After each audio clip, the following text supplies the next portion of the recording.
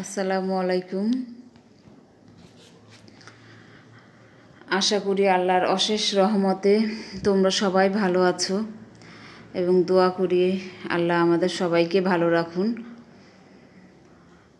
তোমাদের সাথে আজকে স্ট্র্যাটেজিক ম্যানেজমেন্ট এই কোর্সে স্ট্র্যাটেজি ইমপ্লিমেন্টেশন বা কৌশল বাস্তবায়ন এই চ্যাপ্টার নিয়ে আলোচনা করব। কিছু টপিকস আমরা দেখব। তার মধ্যে কৌশল বাস্তবায়ন কী বা কৌশল বাস্তবায়নের অর্থ, এর মানে, কৌশল বাস্তবায়নের গুরুত্ব দেখব, কৌশল বাস্তবায়নের প্রক্রিয়া এবং কৌশল বাস্তবায়নের বিবেচ্য বিষয়সমূহ কী, কৌশল বাস্তবায়নের প্রধান কাজ কী, স্বল্পমেয়াদী উদ্দেশ্য বলতে আমরা কি বুঝি, কৌশল বাস্তবায়নে কি কি সমস্যার সম্মুখীন আমরা হতে পারি, এছাড়া কার্য পরিকল্পনা বা অ্যাকশন প্ল্যান কি, অ্যাকশন প্ল্যান করার সময় কি কি করণীয় আছে আমাদের সেটা একটু দেখব। তারপরে কার্যিক পরিকল্পনা কি এবং কার্যিক পরিকল্পনার উদ্দেশ্যসমূহ আমরা একটু দেখব। তো চলো আমরা আজকে দেখি যে স্ট্র্যাটেজি ইমপ্লিমেন্টেশন বা কৌশল বাস্তবায়ন বলতে আমরা কি বুঝি।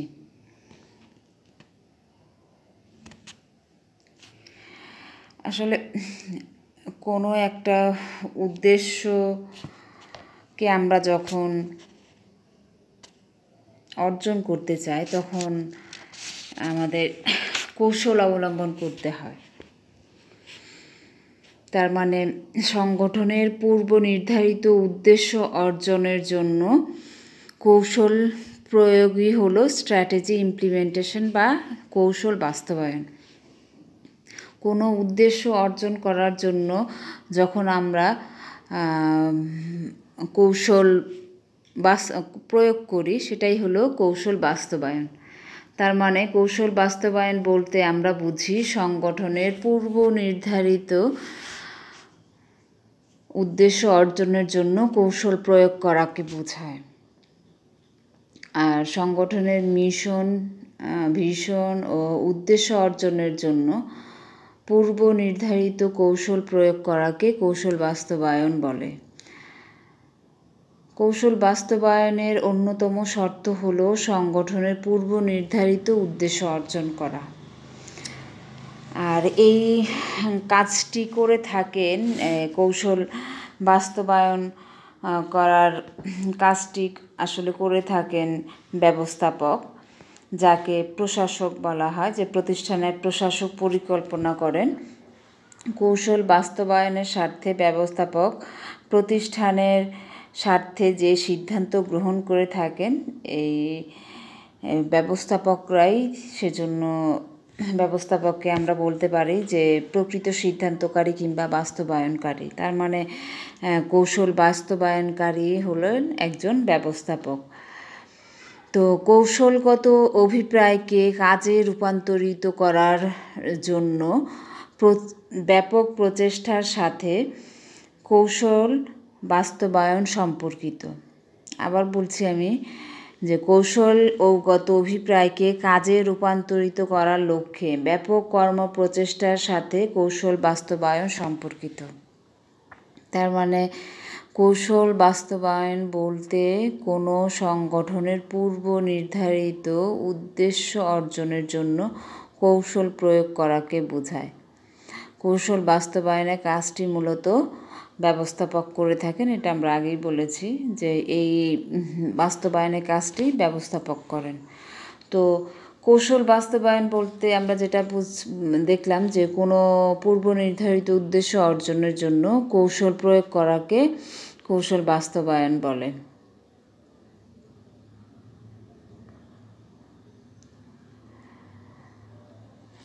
তো এই কৌশল বাস্তবায়ন আমরা কেন করব বা এর ইম্পর্টেন্সটা কি সেটা একটু দেখি। যে কৌশল বাস্তবায়নের মাধ্যমে প্রতিষ্ঠানের উদ্দেশ্য অর্জিত হয়।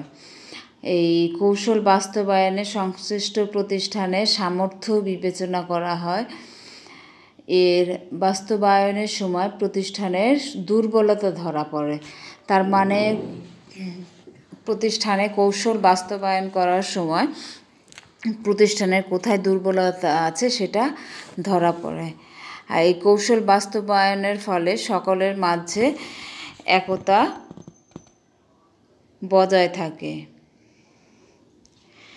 কারণ এই কৌশল বাস্তবায়নে সবার সমন্বয়ে যখন উদ্দেশ্য অর্জিত হয় তখন এটি সবার মাধ্যমে বা সবার চেষ্টায় সেই কৌশল বাস্তবায়ন করা হয়। এজন্যই দেখা যায় যে এটার কৌশল বাস্তবায়নের মাধ্যমে সকলের মাঝে একতা বজায় থাকে। কৌশল বাস্তবায়নের জন্য বাহ্যিক যে হুমকিগুলো আছে সেটা খুঁজে বের করা যায় এবং কিভাবে সে হুমকি মোকাবেলা করা যায় সেটা নির্ধারণ করা হয়। আর এই প্রতিষ্ঠানের কৌশল বাস্তবায়ন নির্ভর করে ব্যবস্থাপকের দক্ষতার উপর। যদি ব্যবস্থাপক দক্ষতার সাথে কৌশল বাস্তবায়নের সাথে জড়িত উপাদানগুলো সঠিক ব্যবহার ও নিয়ন্ত্রণ করতে পারেন তাহলে কৌশল বাস্তবায়ন সহজ হয়। তাই আমরা বলতে পারি যে কৌশল বাস্তবায়নকে ব্যবস্থাপকের দক্ষতা যাচাইয়ের একটি সূচক হিসাবে ধরা যায়। এবার আসো আমরা কৌশল বাস্তবায়ন প্রক্রিয়াটা একটু দেখি। যে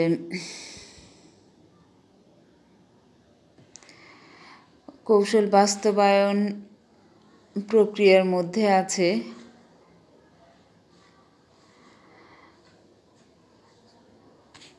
যে অর্গানাইজেশন আছে, সেই অর্গানাইজেশনের আগে কৌশল এবং উদ্দেশ্য নির্ধারণ করতে হবে। তারপরে মূল ব্যবস্থাপকের যে কাজ সেটা নির্ধারণ করতে হবে। এরপরে প্রতিষ্ঠানের বিভিন্ন অংশে সেই কাজগুলো প্রেরণ করতে হবে কিংবা ভাগ করতে হবে। এরপরে ক্ষমতা অর্পণ এবং সমন্বয় প্রতিষ্ঠা করা। তারপরে স্ট্র্যাটেজিক বিজনেস ইউনিট ও বিভাগগুলোতে সম্পদ বন্টন করা। তারপরে কাজের তদারক হিসেবে নীতি ঘোষণা করা। বিভিন্ন ব্যবস্থাপকের লক্ষ্য ক্লিয়ার করা বা পরিষ্কার করা। কার্য মূল্যায়নের পরিচালনার পথ তৈরি করা। MIS গঠন যেন সময় মতো পর্যাপ্ত তথ্য প্রদান করতে পারে সে ব্যবস্থা করা। কাঙ্ক্ষিত আচরণের জন্য পুরস্কারের ব্যবস্থা করা। ব্যবস্থাপকের সেবার মান উন্নয়ন ও প্রতিষ্ঠানের মূল্যবোধ ও স্টাইল শিক্ষাদান। নিয়ন্ত্রণ পদ্ধতির নিয়মিত মূল্যায়ন। ফলাফল ও বিচ্যুতি নির্ণয় এবং নিয়মিত ফিডব্যাক দেয়া। পুরো প্রতিষ্ঠানের জন্য কৌশল ও উদ্দেশ্য নির্ধারণ করা। এই হলো কৌশল বাস্তবায়ন প্রক্রিয়া। যে কৌশল পছন্দ করা এবং তার বাস্তবায়নের মধ্যে একটি যোগসূত্র রয়েছে। পছন্দকৃত কৌশলটিকে অবশ্যই কার্যকর করতে হবে এবং সেটা তাহলেই বাস্তবায়িত হবে।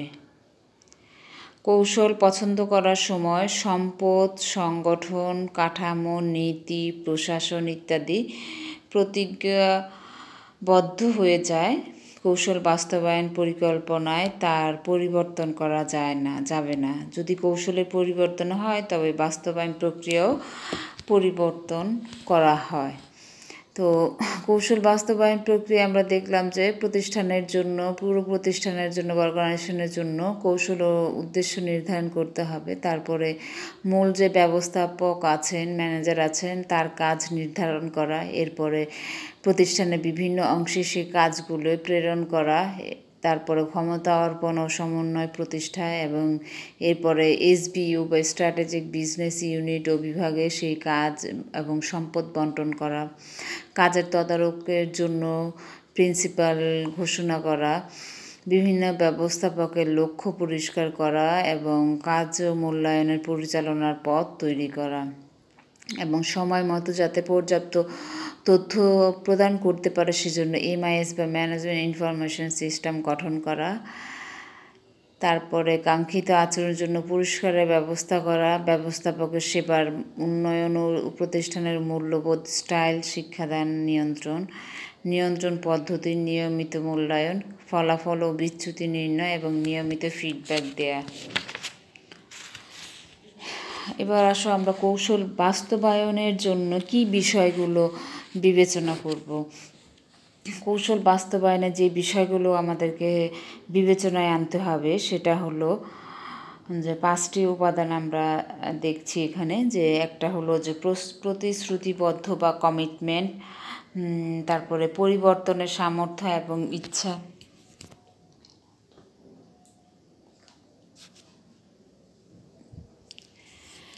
এরপরে প্রতিষ্ঠানের কাঠামো বা স্ট্রাকচার অফ দ্য অর্গানাইজেশন, এরপরে উন্নতি পরিমাপের সামর্থ্য বা অ্যাবিলিটি টু মেজার প্রোগ্রেস, এবং শেষে প্রায়োরিটিস বা অগ্রাধিকার। তো প্রতিশ্রুতি বা কমিটমেন্ট, প্রতিশ্রুতি শুরু হয় প্রতিষ্ঠানের উপরের স্তর থেকে শেষ হয়ে প্রতিষ্ঠানের নিচের স্তর পর্যন্ত। তাই কৌশল বাস্তবায়নে প্রতিষ্ঠানের মধ্যবর্তী স্তর এবং সামনের লাইনের পরিদর্শকদেরও বিবেচনায় আনতে হয় এবং সবাইকে কৌশল বাস্তবায়নে প্রতিশ্রুতিবদ্ধ রাখতে হবে।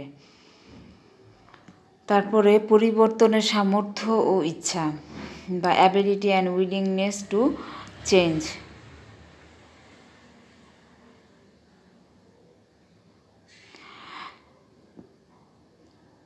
সময়ের চাহিদা এবং প্রয়োজন অনুযায়ী কৌশল বাস্তবায়নের জন্য পরিবর্তন নিয়ে আসা অনেক সময় জরুরি হয়ে পড়ে, কারণ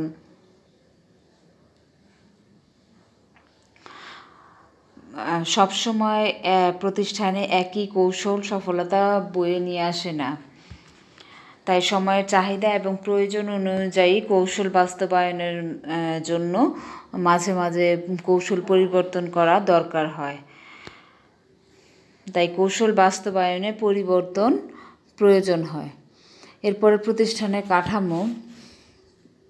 প্রতিষ্ঠানের কৌশল বাস্তবায়নের জন্য প্রতিষ্ঠানের কাঠামো সমর্থন পুষ্ট হতে হয়, কারণ প্রতিষ্ঠানের কাঠামো ছোট বা বড় কৌশলের বাস্তবায়ন কষ্টসাধ্য।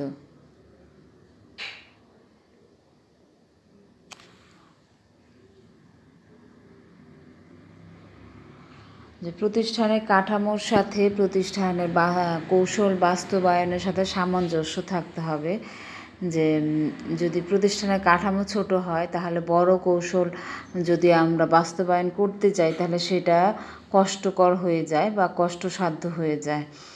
উন্নতি পরিমাপের সামর্থ্য।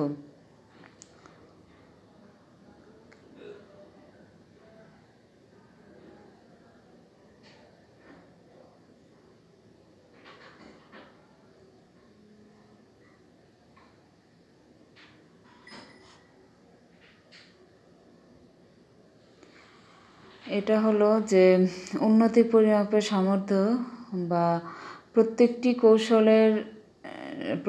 কৌশল বাস্তবায়ন প্রক্রিয়ার ট্রায়াল এবং এরর শিক্ষা আছে। কোন কৌশল বাস্তবায়ন হয়েছে এবং কোনটা বাস্তবায়ন হয়নি সেটা জানার জন্য এই উন্নতি পরিমাপের সামর্থ্য থাকতে হবে। অগ্রাধিকার, কোন কৌশলটি আগে বাস্তবায়ন করতে হবে এবং কোনটা পরে করতে হবে সেই সম্পর্কে স্বচ্ছ ধারণা থাকতে হবে। তাহলে এই কৌশল বাস্তবায়ন প্রতিষ্ঠানের জন্য মানে এটা একটা পজিটিভ বা প্রতিষ্ঠানের জন্য যেটা মানে সহায়ক হবে। যে সব কৌশল অবলম্বন করা হয় প্রতিষ্ঠানের উদ্দেশ্য অর্জনের জন্য, কিন্তু কোন কৌশল আগে বাস্তবায়ন করতে হবে, কোনটা পরে করতে হবে, এটা আগে ঠিক করে নিতে হবে। প্রায়োরিটির উপর বা অগ্রাধিকার উপর ভিত্তি করেই এটা ঠিক করতে হবে, যেটা প্রতিষ্ঠানের উদ্দেশ্য অর্জনের জন্য সহায়ক হবে। তার মানে আমরা কৌশল বাস্তবায়নের জন্য 5টা বিষয় দেখলাম বা 5টা উপাদান দেখলাম। সেগুলো হলো কমিটমেন্ট, তারপরে পরিবর্তনের সামর্থ্য ও ইচ্ছা, প্রতিষ্ঠানের কাঠামো, উন্নতি পরিমাপের সামর্থ্য এবং অগ্রাধিকার। এবার আসো যে কৌশল বাস্তবায়নের প্রধান কাজগুলো কি।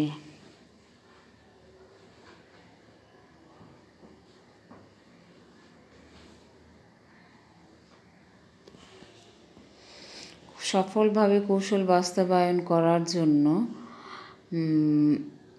প্রতিষ্ঠানের সংগঠনের অভ্যন্তরীণ শক্তি, যোগ্যতা, সম্পদ এবং বাহ্যিক সুযোগ সুবিধা নির্ধারণ করতে হবে এবং এগুলো সুবিন্যস্ত করতে হবে। তার মানে কৌশল বাস্তবায়নের জন্য প্রতিষ্ঠানের যে অভ্যন্তরীণ শক্তি আছে, সম্পদ আছে কিংবা বাহ্যিক সুযোগ সুবিধা আছে, সেগুলো আগে আমাকে বের করতে হবে প্রতিষ্ঠানের জন্য। কি কোনটা শক্তি, কোনটা হুমকি, কোনটা আমার দুর্বলতা, কোনটা স্ট্রেংথ, এগুলো আমাকে বের করতে হবে। বের করে তারপর এগুলোকে সুবিন্যস্তকরণ করতে হবে। কৌশলগত সফলতার জন্য সম্পদের সঠিক ব্যবহারের জন্য প্রয়োজনীয় বাজেট প্রণয়ন করতে হবে। এরপরে কৌশলগত কার্য পরিচালনা করার জন্য বিভিন্ন ধরনের রীতিনীতি এবং প্রক্রিয়া নির্ধারণ করতে হবে। কৌশল বাস্তবায়নের জন্য সর্বোত্তম পন্থা অবলম্বন করতে হবে এবং প্রতিনিয়ত সেই মেথড বা পদ্ধতি উন্নয়নের চেষ্টা করতে হবে। কৌশল বাস্তবায়নের জন্য সংগঠনের প্রতিদিনের কাজ পরিচালনা করার জন্য তথ্য উপাত্ত সংগ্রহ করতে হবে এবং সেই তথ্য এবং উপাত্ত বিশ্লেষণ করতে হবে এবং উন্নত যোগাযোগ ব্যবস্থা, আধুনিক ইন্টারনেট ভিত্তিক বাণিজ্য, উন্নত মানের প্রযুক্তির ব্যবহার এবং উন্নত মানের পেশা ভিত্তিক প্রশিক্ষণের মাধ্যমে শ্রমিকদের কৌশল বাস্তবায়নের উপযোগী করে তোলা হবে। এছাড়া চমৎকার স্বাস্থ্যসম্মত কার্য পরিবেশ এবং কৌশলের সাথে সামঞ্জস্যপূর্ণ সাংগঠনিক কাঠামো তৈরি, এটাও কৌশল বাস্তবায়নের কাজের মধ্যে পড়ে। এছাড়াও আছে যে সংগঠনের নেতৃত্ব এমন হওয়া উচিত যাতে করে কৌশল বাস্তবায়নের পথে যাবতীয় বাধা দূর করা যায়। কৌশল বাস্তবায়নের ক্ষেত্রে প্রণীত কৌশলের পাশাপাশি সামর্থ্য কৌশলের কথাও মাথায় রাখতে হবে, যে সাবস্টিটিউট যে কৌশলগুলো আছে সেগুলো, পরিবর্তিত যে কৌশল আছে সেগুলো আমরা মানে অল্টারনেটিভ হিসাবে রাখবো এবং আন্তর্জাতিক পরিবর্তিত যে কোনো পরিস্থিতি মোকাবেলা করার মতো পর্যাপ্ত প্রস্তুতি পূর্ব থেকে নিয়ে রাখতে হবে। এগুলো হলো আমাদের কৌশল বাস্তবায়নের জন্য প্রধান কাজ, যেটা সংগঠনকে নানাবিধ কার্যাবলী সম্পাদন করতে হবে। এবং এত কিছুর পরও বলা যাবে না যে শতভাগভাবে নিশ্চিত হয়ে পড়া যাবে না যে সংগঠনের কৌশল পুরোপুরি বাস্তবায়ন করা যাবে, কারণ সংগঠনকে প্রতিনিয়তই প্রতিকূল পরিস্থিতি মোকাবেলা করতে হয়। তো কৌশল ব্যবস্থাপকবৃন্দ কৌশল বাস্তবায়ন প্রক্রিয়াকে কীভাবে পরিচালনা করছে সেটা পুরোপুরি নির্ভর করে কৌশলের পুরোপুরি বাস্তবায়নের উপর। তো কৌশল বাস্তবায়নের স্বার্থে ব্যবস্থাপকগণ যে কোনো নেতৃত্বের প্রক্রিয়া ব্যবহার করতে পারেন এবং যে কোনো পদক্ষেপ গ্রহণ করতে পারেন। কৌশল বাস্তবায়নের স্বার্থে ব্যবস্থাপকবৃন্দ প্রয়োজনীয় যে কোনো সিদ্ধান্ত গ্রহণ করতে পারে এবং অন্য কোনো শ্রমিক, কর্মচারী বা ব্যবস্থাপকদেরও যে কোনো নির্দেশ দিতে পারেন।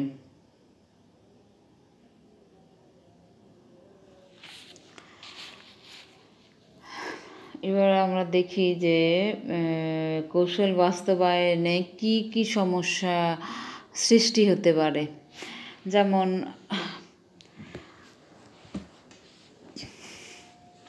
প্রায়োগিক অসুবিধা, যে ব্যবহারিক ক্ষেত্রে ব্যবস্থাপককে বিভিন্ন অসুবিধা মোকাবেলা করতে হয়। যেমন কোনো স্ট্র্যাটেজি প্রণয়নের সময় প্রতিষ্ঠানের যে পরিবেশ বিরাজমান ছিল, পরবর্তীকালে তার উক্ত অবস্থা বিরাজ থাকে না বা বজায় থাকে না। এই অসুবিধায় শ্রমিক, কর্মী, কাঁচামাল, পরিবেশ ও অর্থ যে কোনো কারণেই হতে পারে, এবং অনেক সময় দেখা যায় যে সময়, দক্ষতা এবং সাহসী পদক্ষেপের অভাবে স্ট্র্যাটেজি কার্যকর নাও হতে পারে। ফলে ব্যবস্থাপনার উদ্দেশ্য অর্জন বিলম্বিত হয়। তো প্রায়োগিক অসুবিধা এটা হতে পারে প্রতিঘাতের সম্ভাবনা থাকতে পারে, ভুল ব্যাখ্যার সম্ভাবনা হতে পারে, বিকল্প স্ট্র্যাটেজির প্রয়োজনীয়তা হতে পারে, এছাড়া নেতৃত্ব নির্দেশনার অভাব হতে পারে এবং গ্রহণযোগ্যতার অভাব হতে পারে।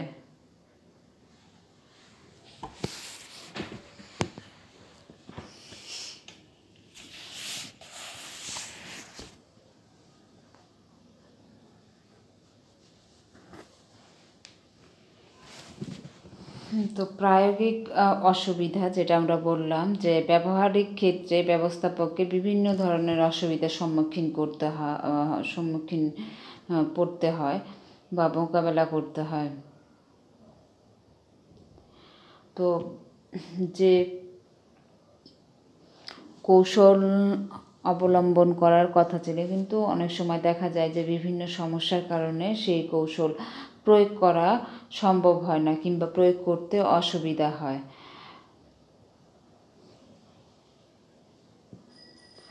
এই অসুবিধা শ্রমিক, কর্মী, কাঁচামাল, পরিবেশ বা অর্থ যে কোনো কারণেই হতে পারে। তখন সময়, দক্ষতা এবং সাহসী পদক্ষেপের অভাবেও স্ট্র্যাটেজি অনেক সময় কার্যকর নাও হতে পারে। ফলে ব্যবস্থাপনার উদ্দেশ্য বিলম্বিত হতে পারে, উদ্দেশ্য অর্জন বিলম্বিত হতে পারে। প্রতিঘাতের সম্ভাবনা বা প্রবাবিলিটি অফ কাউন্টার স্ট্রোক।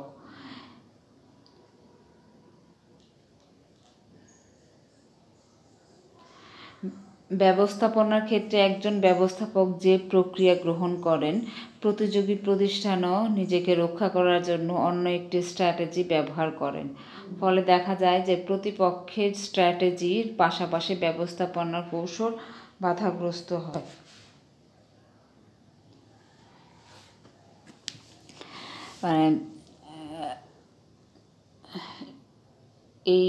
এই প্রতিযোগিতামূলক এই বিশ্বে বা ব্যবসায়িক জগতে কেউ যদি কোনো কৌশল অবলম্বন করতে চায়, দেখা যায় যে প্রতিপক্ষ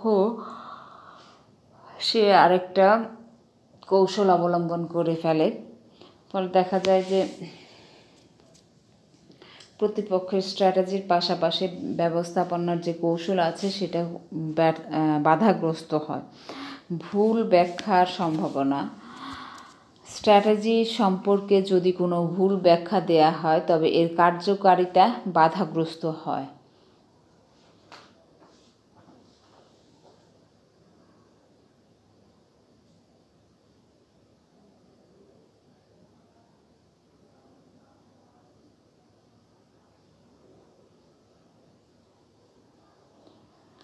ব্যবস্থাপনার সৎ ও বাস্তবতার ভিত্তিতে প্রয়োজনীয় পদক্ষেপ গ্রহণের মাধ্যমে উদ্দেশ্য অর্জনের দিকে ধাবিত হয়। তাই স্ট্র্যাটেজি সম্পর্কে কোনো ভুল ধারণা দেয়া হলে তা উদ্দেশ্য অর্জনে ব্যাহত হয়।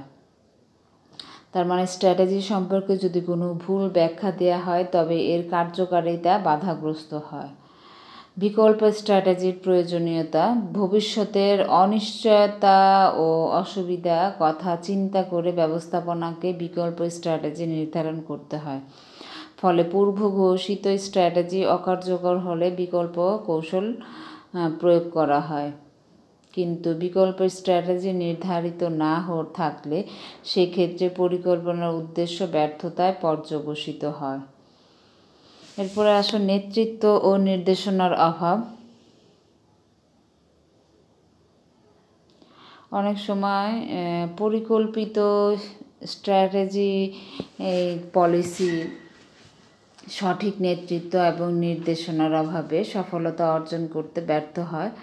অধস্তনদের আচরণ ইতিবাচক করা, লক্ষ্য অর্জনে দলীয় একাত্মতা সৃষ্টি ইত্যাদি নেতার দক্ষতার উপর নির্ভরশীল। গ্রহণযোগ্যতার অভাব।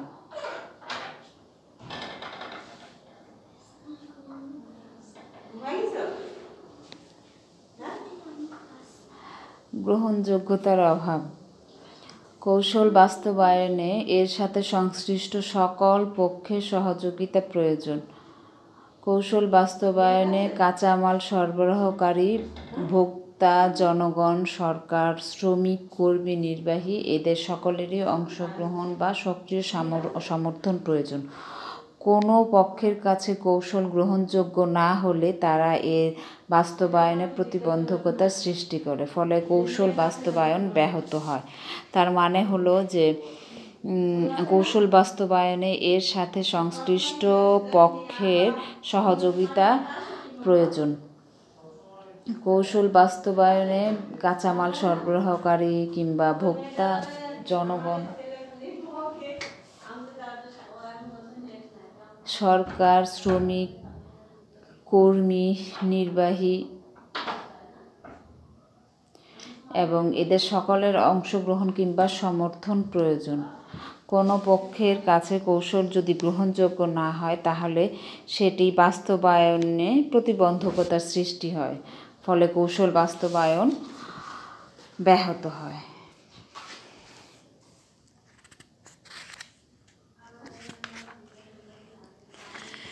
স্বল্প মেয়াদী উদ্দেশ্য।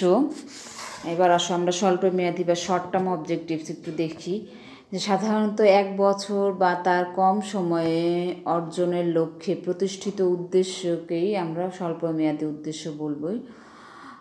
কি বললাম, যে সাধারণত 1 বছর বা তার কম সময়ে অর্জনের লক্ষ্যে প্রতিষ্ঠিত উদ্দেশ্যই হলো স্বল্প মেয়াদী উদ্দেশ্য। এটি নির্ধারণের বিষয় হলো যে এই স্বল্পমেয়াদী উদ্দেশ্য নির্ধারণের বিষয়গুলো হচ্ছে মালিকানা, সংগঠন সৃষ্টির উদ্দেশ্য, সংগঠন তৈরির জন্য প্রয়োজনীয় মূলধনের পরিমাণ, পণ্য ও সেবা, পণ্য বাজার। মালিকানা। প্রতিষ্ঠানের মালিকানা যদি এক মালিকানা কারবার হয় তবে ওই প্রতিষ্ঠানের জন্য স্বল্পমেয়াদী উদ্দেশ্য নির্ধারণ করা হয়, যেটা সাধারণত 1 মাস থেকে 1 বছর পর্যন্ত হয়ে থাকে। সংগঠন সৃষ্টির উদ্দেশ্য। যদি স্বল্প মেয়াদের জন্য সংগঠন সৃষ্টি হয় তবে সেই সংগঠনের উদ্দেশ্য স্বল্পমেয়াদী নির্ধারণ করা হয়। সংগঠন তৈরির জন্য প্রয়োজনীয় মূলধনের পরিমাণ। যদি সংগঠনের প্রয়োজনীয় টাকার পরিমাণ যদি অল্প হয় তাহলে সেটি স্বল্প মেয়াদের উদ্দেশ্যে করা হয়েছে। পণ্য ও সেবা।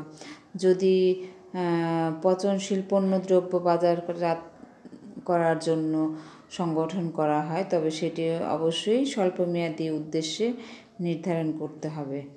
পণ্য বাজার। সংগঠনের উদ্দেশ্য যদি শুধুমাত্র দেশের মধ্যে পণ্যদ্রব্য সেবা বাজারজাত করার উদ্দেশ্য হয় তবে সে সংগঠনের জন্য স্বল্পমেয়াদী উদ্দেশ্য নির্ধারণ করা হয়।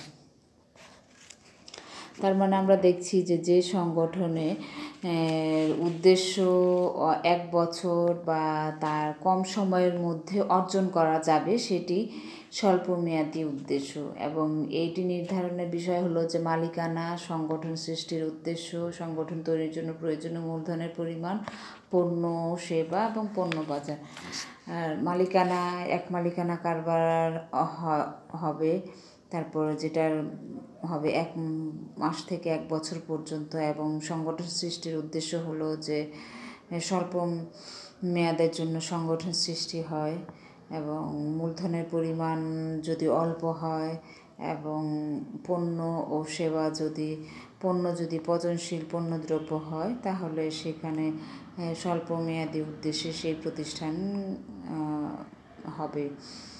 পণ্য বাজার যদি দেশের মধ্যে পণ্যদ্রব্য বা সেবা বাজারজাত করার উদ্দেশ্য হয়, তবে সেই সংগঠনের জন্য স্বল্পমেয়াদী উদ্দেশ্যে নির্ধারণ করা হয়।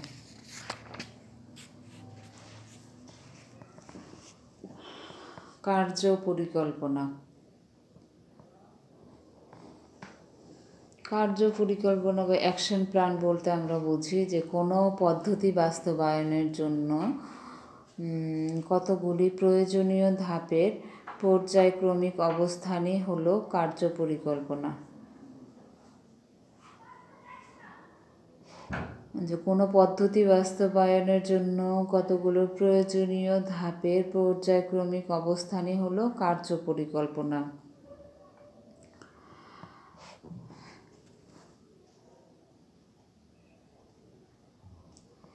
এই কার্য পরিকল্পনার 3টি অংশে বিভক্ত থাকে।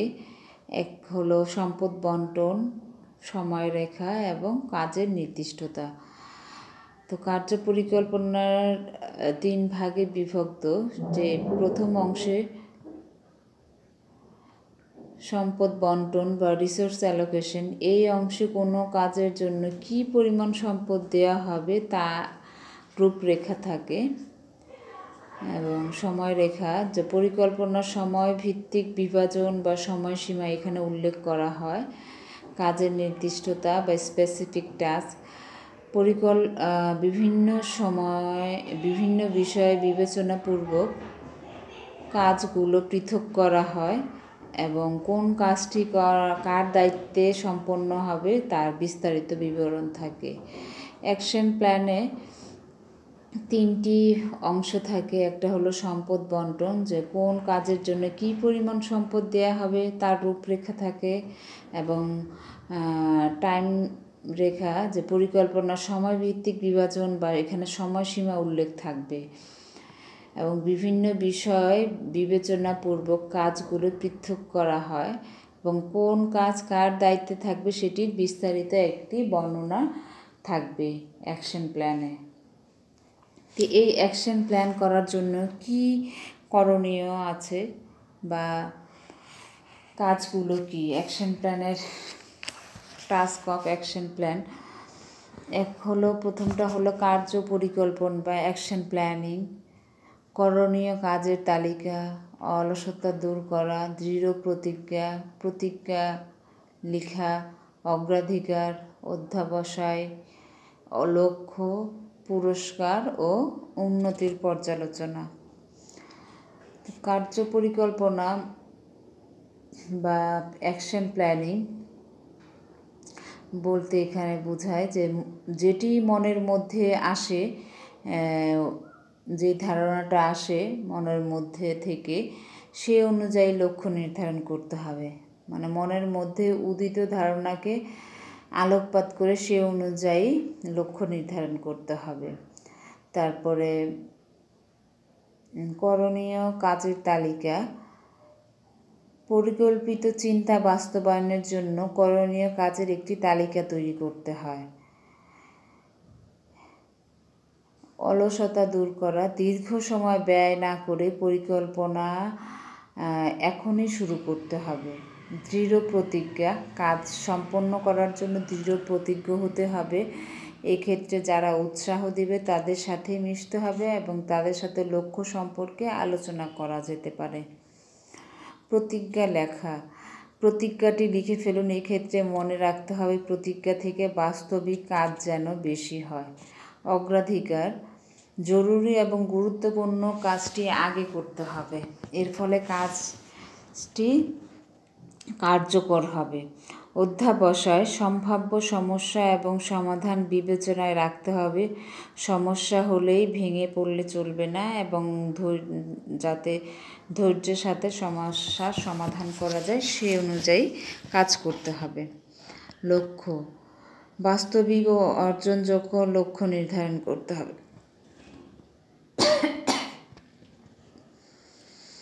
পুরস্কার, প্রত্যেকটা ধাপ সমর্পণের জন্য পুরস্কারের আয়োজন করতে হবে। ধাপ যতই বড় হবে পুরস্কার ততই বড় হবে। উন্নতির পর্যালোচনা, সম্পাদিত কাজের পর্যালোচনা করতে হবে, এতে করে কাজের উন্নতি জানা যাবে। উপরের কাজগুলো সম্পাদন করে যদি কোনো কাজ ও পরিকল্পনা বাস্তবায়ন করা হয় তাহলে পরিকল্পনাটা অবশ্যই ফলপ্রসূ হবে।